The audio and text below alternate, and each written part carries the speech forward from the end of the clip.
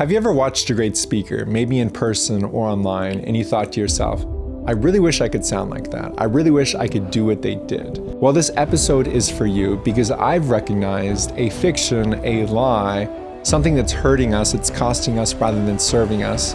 And it's this belief that we won't be able to do what they just did. This episode is going to share with you research-backed tips that put together a system that I believe the best speakers use, yet not many people talk about. And it came to me this past week whenever I was doing a very deep dive over Martin Luther King. And I'm just now to the point to where I feel like I can share it with you.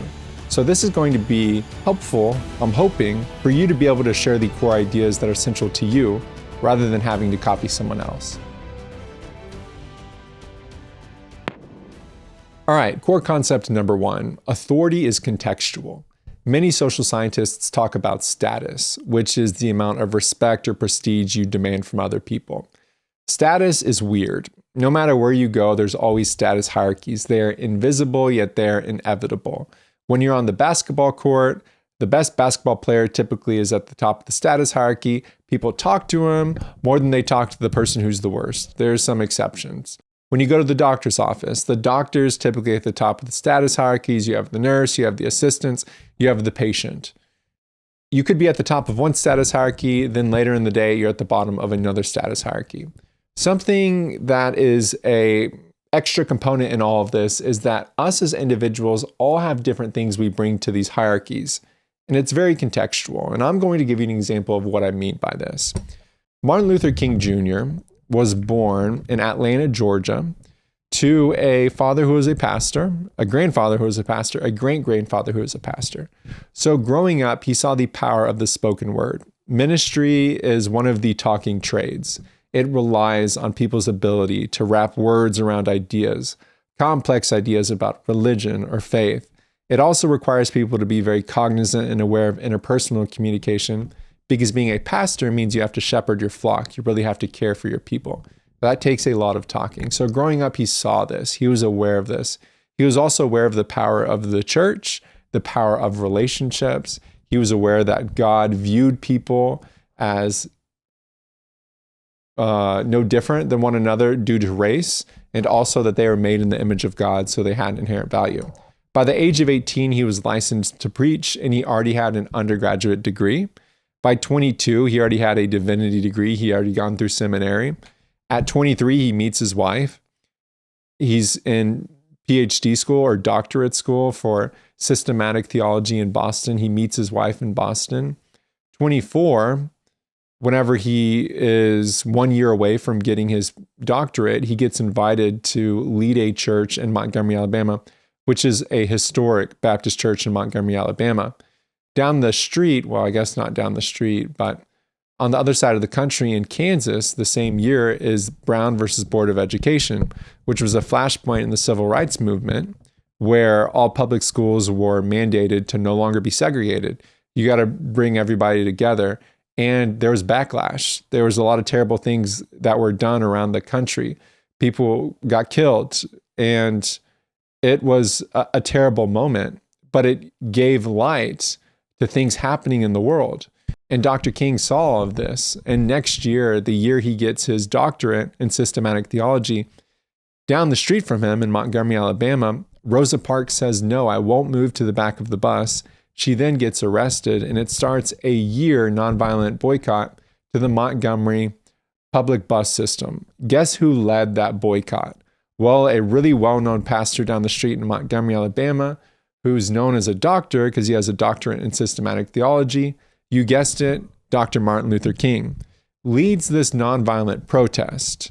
2 years later, he starts the Southern Christian Leadership Conference. He gets so big that he leaves his church because he doesn't have time to shepherd his flock, becomes an assistant pastor at his dad's church, starts traveling the country, talking about all of the things he's seeing in his own unique way, and ultimately he gets the invite to speak at the March for Justice, August 1963, where he delivers his I Have a Dream speech. Okay, so why did I share that super long biography about Dr. Martin Luther King? Well, I shared it to you to show you he's the only person who could have given the I Have a Dream speech. If you really think about all of the context, Everything he was exposed to, all of the experiences, that speech came from him. It couldn't have come from anybody else. It is a perfect example of how your authority whenever it comes to speaking is contextual, and he leaned into that context. Your authority is based on the proximity to your experiences and your ability to talk about them, your ability to talk about the emotion that came through those experiences. Another person I've seen a lot of lately is Zohran Mamdani, the new mayor of New York City. He was a rapper back in the day. A lot of politicians, a lot of people who are like, ooh, I'm going to do politics now, would try and hide that. I was a rapper, right? They'd be like, oh, I'm not taking you seriously. But rapping gave him a prowess of the spoken word. Rappers are really good at figuring out the spoken word. They have to figure out how to make it work, how to cram it into a place where it more of likely wouldn't have been crammed into. Like, there's this funny video of Eminem rapping a whole bunch of different words with the word orange, right? It's a feat, it's a skill. So now whenever you watch Zohran Mamdani speak, you see this melody, you see this rhythm, and it helps him talk for 30 minutes and crowds are still engaged because he can use this rhythm that he would use with rapping. He's not rapping the speech, but he has that skill. So he's leaning into his context. That's his competitive edge. And all of you can do this, but many of us don't really recognize. We're like, hey, I didn't lead a year-long boycott against the Montgomery public bus system, or I don't have a doctorate in systematic theology. That's true. Most of us don't. But we do have something that others don't.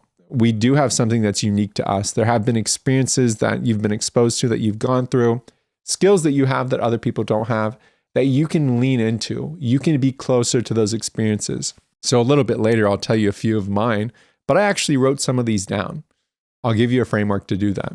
Core concept number 2, the I have a dream speech was not planned. No, it wasn't. It is a rhetorical scrapbook. It is essentially the greatest hits that Martin Luther King has. Let me tell you what I mean by this. So, Martin Luther King was actually slated as the 16th speaker of 18 speakers for the March of Justice. And guess what? He gave the speech in 1963, but for years prior, he had been talking about dreams a lot. He had been juxtaposing the American dream with what's actually happening. And he used this dream concept as a great way to get his points across. I think it's really cool. Like, the dream principle is very key to him. A lot of people tried to copy it after that. I looked it up, and some people say that he copied the I have a dream from somebody else, from a gospel singer. And then he just kept working on it and working on it. But in 1960, this is what's known. This is what's in history. There's got to be so many more than this. And I've actually been very close to this if you listen. In 1960, he spoke to the NAACP, where he gave a speech discussing the gap between the American dream and reality. He said that the overt white supremacists have violated the dream, and our federal government has also scarred the dream through its apathy and hypocrisy, its betrayal of the cause of justice. So he's talking about the dream multiple years before he gives the I Have a Dream speech. In 1961, he spoke of the civil rights movement, dream of equality, the American dream is yet unfulfilled, in several national speeches and statements. 1962, he gives a speech in Rocky Mount, North Carolina, where he talks about, he gives the identical I Have a Dream refrain, word for word. And the I Have a Dream speech that everybody sees is the most iconic speech in public, the most iconic public address in American history in the 20th century. He says word for word the main part everybody knows a year prior to this. So he's been workshopping this. 1962 was also, he went to Wake Forest, my grad school at Waite Chapel, and he gave a speech where he used the same ending that he would use in his I Have a Dream speech. He was the first Black person invited to speak at Waite Chapel. 1963, before he gives his I Have a Dream speech, he speaks in Detroit before 25,000 people, and he gives that exact same I Have a Dream refrain. And then he gives multiple points that he's ultimately going to reuse in his I Have a Dream speech. All right, so what's my whole point with saying all this? He didn't show up and make a whole new speech. He just used his greatest hits. He used his rhetorical scrapbook. We all need to come up with a rhetorical scrapbook. And our ability to do that greatly hinges on our ability to think about our experiences, to think about stories we have key to us, to think about messages we want to get across. I thought about different stories that are key to me.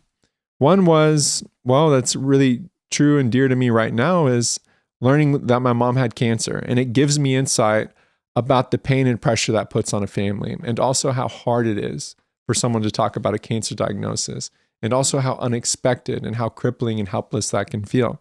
That helps me connect with people. It helps me talk about something differently. I grew up in a family that had addiction, and that showed me what adversity looks like. And it showed me the power of recovery, which gives me principles and concepts and frames to think through. My relationship with my brother was kind of rough, and it made me upset about the state of mental health in our country and the criminal justice system, and people going from the jail to the hospital to the mental psych ward to the streets back to the jail.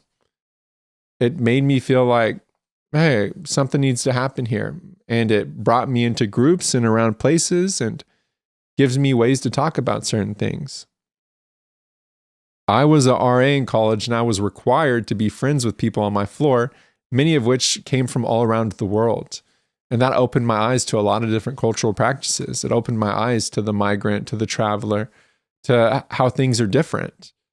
That helps me. That gives me something to bring to the table.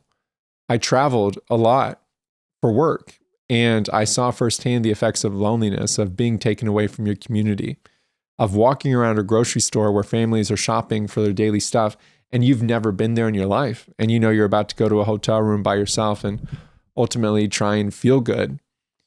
It's hard. But those are just different experiences that I can think about, roll around, and make it a part of my rhetorical scrapbook. I can go to them. This is what rappers do when they get invited to freestyle.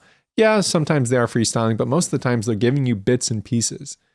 The I Have a Dream speech was Martin Luther King's greatest hits. It was his bits. So I want you to think about that. Build your library. Test and refine these things. Talk about them. Different places. If you get responses to them, kind of note it down. And then when a high stake moment comes up, rather than freaking out, just start stitching things together. Stitch and deliver.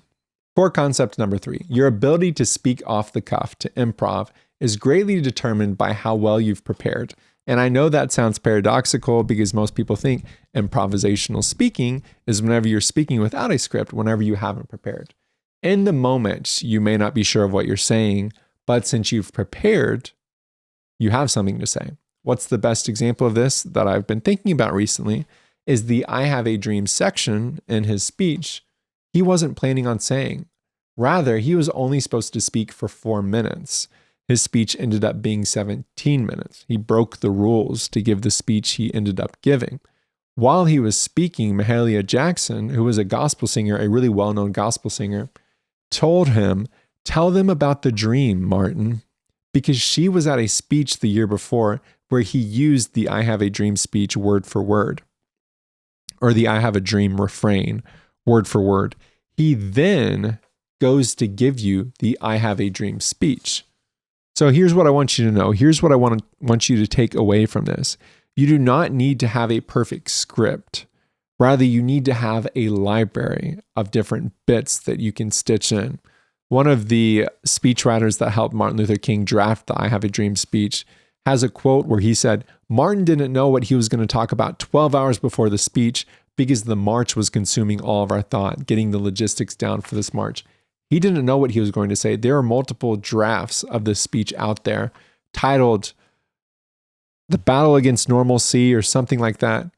Normalcy Never Again. And little of this ended up in the final draft even. So what do you need to know? You can speak improv if you've prepared in your off time so that your on time can be as good as it can be. So that you can have a library of tested material and walk up and go, boom. Got it?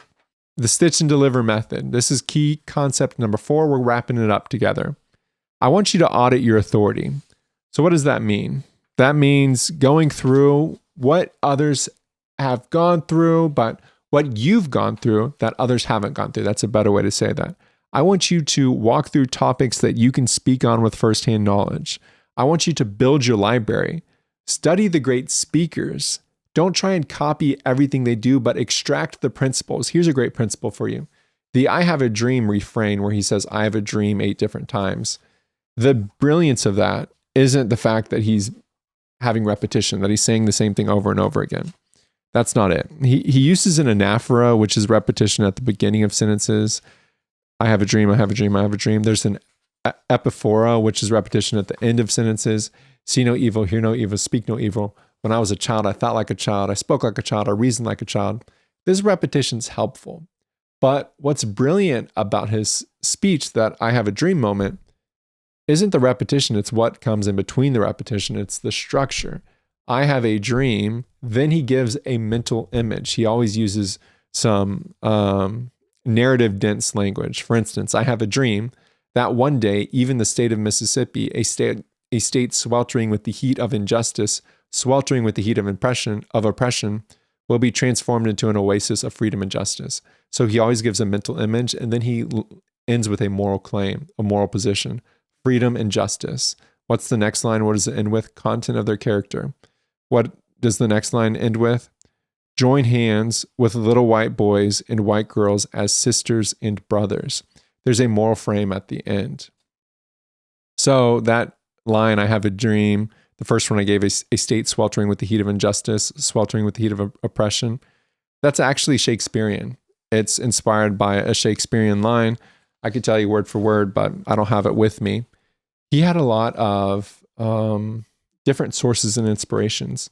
Go in and study the speeches, study the principles, study that structure, the repetition, but don't try and copy performances. This is where people get burnt. They're like, oh, I'm going to be just like MLK. Yes, you can have repetition, you can have concrete imagery, you can build things to a climax, but you won't be able to do what he did because only he can do that. And guess what? MLK wouldn't have been able to speak like you because only you can if you truly lean into your experiences and your competitive edge.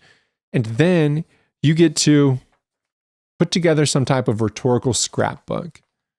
Some people will take this more seriously than others. Some people will literally write down stories. They'll literally write down principles key to them. Whenever they study speakers, they'll write down, here's what I like. Here's what they did that stuck with me. And then they can go back and they can look at it. If this is helpful for you, I'd love for you to share it with someone who's preparing for a big talk or a speech or an interview. Let them know that they have what it takes to be an influential, persuasive speaker if they can lean into their competitive edge, if they can lean into what it means to them. And I also hope this helps you whenever you hear that next speaker that wows you, whenever you hear that next speaker that makes you go, dang, I want to do what they just did. Remember to like, subscribe, be sure to leave 5 stars no matter where you're listening to. As always, life is better when you talk to people. New episode next Tuesday. I'll see you next time.